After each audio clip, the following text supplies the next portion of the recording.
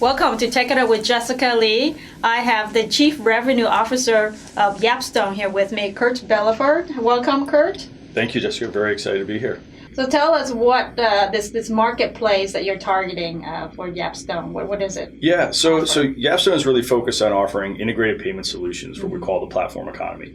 And marketplaces are a type of platform. So one of the things that we've seen is that as marketplaces have evolved, the payment requirements that they're looking for, so how they get money in and how they disperse money, and basically the fraud mitigation, the risk mitigation process through all of that has evolved rapidly. And a lot of the early entrants to that market really started off with more of a consumer, meaning a one-sided transaction, like the merchant and the seller, and they both know each other, like a traditional e-commerce site. But in these marketplaces, there's really two parties, we call it the demand side and the supply side, and an intermediary, which is the marketplace itself. And so processing those transactions and making sure you know enough about the transactions and the parties involved becomes a lot more complicated. And that's really where YapStone shines. Okay, so for example, HomeAway, which is an Expedia property, you are the engine behind that for them. That's right. So we process transactions for VRBO and HomeAway, and that's a lot of what we help do is make sure that the properties that are being listed are real, the people that are listing them own those properties, and the people that are staying there actually intend to stay there. We know who they are and when they're arriving and when they leave, and making sure we know enough about both parties on the outset, but also the transaction to make sure there's no collusion fraud, stolen credit cards, all the sort of bad stuff that happens online. Because most of those transactions are happening, they're not in person, right? So they're online transactions versus in-person transactions. So the trust and safety, that's a big deal. Yeah, absolutely. To marketplaces, trust and safety is just paramount, right? When you book something, it doesn't matter. We met with a company called BabyQuip yesterday, a marketplace that basically allows families to rent baby equipment when they travel. It's a really cool service. You want to make sure the product that you're getting is real and the person you're getting it from is real and it's going to work.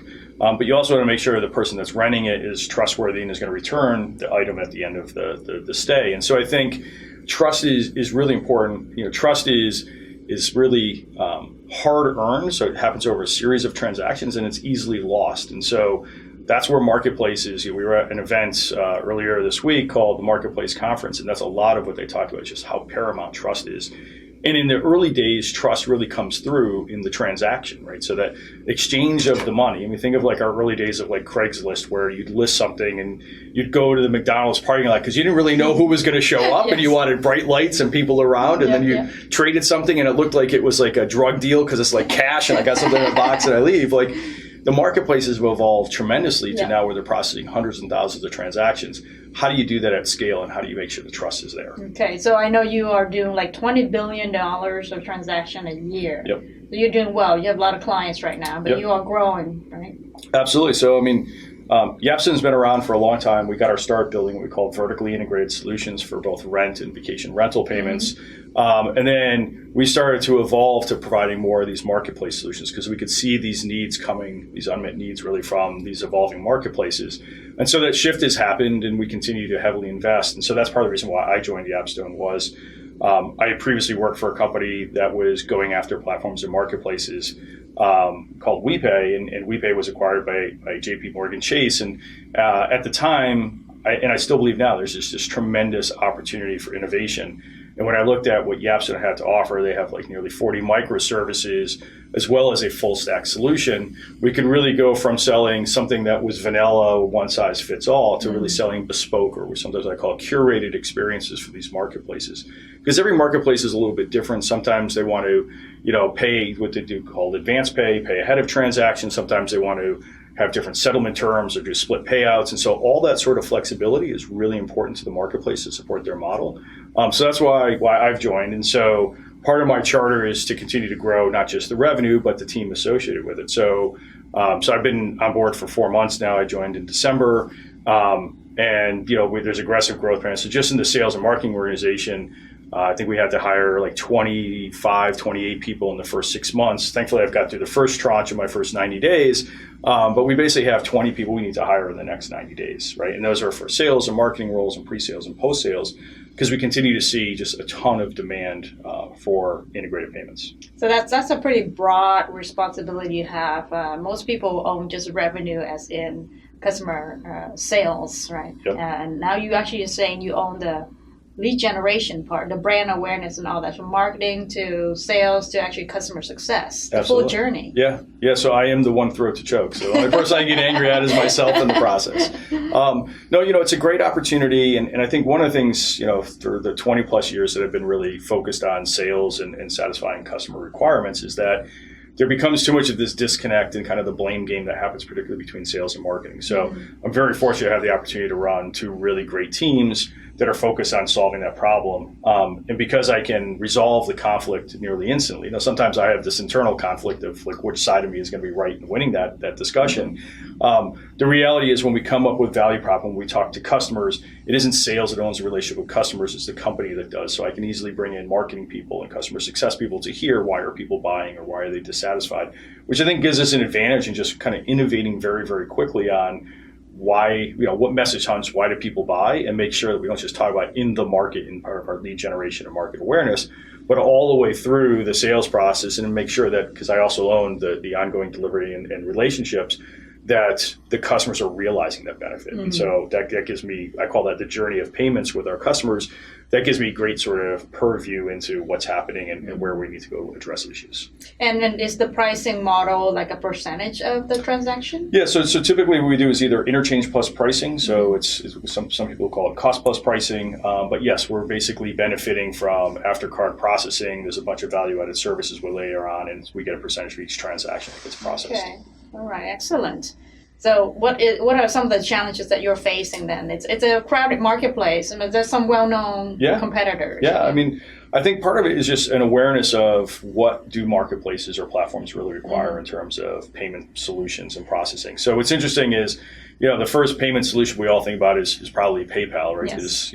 And particularly for someone of my age, like that when that came out, that was like revolutionary, right? But there's all sorts of things like Venmo, and there's all the wallets, Apple, Amazon Pay, Android Pay, Samsung Pay, everybody has those.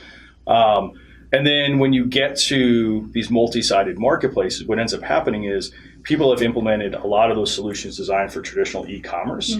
And because it's not really a marketplace payment solution, there's a bunch of risk that happens on their platform that they're not able to handle. So oftentimes what ends up happening is they cobble together 15 or 20 solutions to try to address that versus just going in and actually making the decision to implement a platform payment offering. I see. So I think awareness is one of those big things. And the second thing is a big part of the value prop of marketplace payment solution is really twofold. One is that you can monetize the payments, meaning the marketplace can benefit from the transactions that they're creating, and they can use that revenue to offset either marketing incentives or operational costs.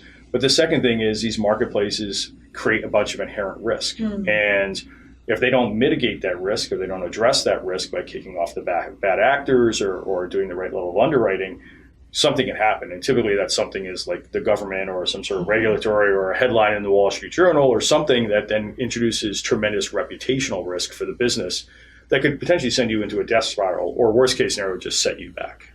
What inspires you? What motivates you? What's exciting? Yeah, so I'd say probably 8 or 10 years ago, I shifted my focus from how probably most people measure their career, which is typically about compensation and titles and recognition, to more influence and impact. And I had a lot of coaching because no matter what I achieved, I was never satisfied. In fact, my daughter had this conversation with me this morning of like, what motivates me?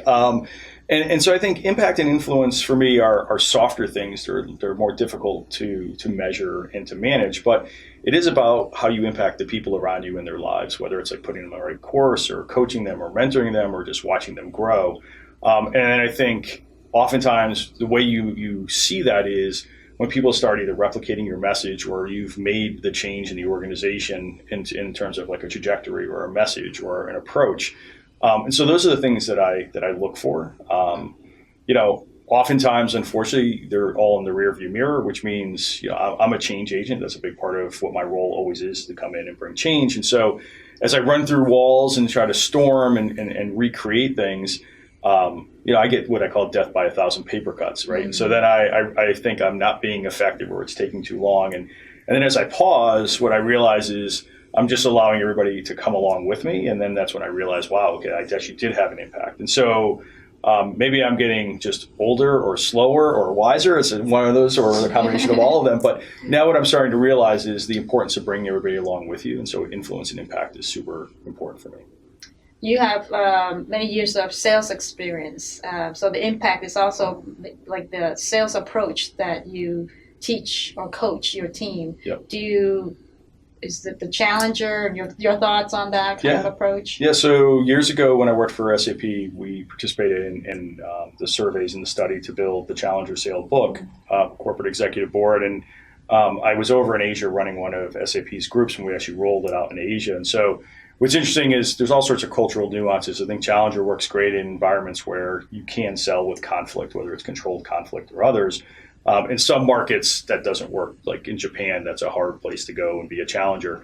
But what I really liked is that salespeople started to internalize and reflect on what style they really were. They started to self-identify and take traits from that. So I'd say I'm a little bit of a challenger. In fact, one of my bosses when I was at SAP, his sales tactic was he would take the Wall Street Journal and he would read it before he went into a sales call. And he would always find one article that he would go in and he would reference in a meeting. What was interesting is it made whatever he was saying relevant. It tied back his opinions or perspectives back to something that was factual. And I think that to me is what's really important in Challenger. And I think I always believe in adding value in every interaction, right? So you can call it paying it forward or however you want to look at it. But the reality is the way you establish relationships, because people are still buying from people, even though we've introduced all this technology, is there has to be this value added component. I think Challenger enables you to do that. The challenge is, no pun intended, that you have to do it in a way where you don't introduce friction and you don't introduce arrogance and you don't alienate your audience. And I think that's where people go wrong with Challenger approach. Right. Some people might get very offended. Yes. Yeah, because not everybody in the room is wired the same way that you are. And I think it's important to understand who's in the room and to read the room.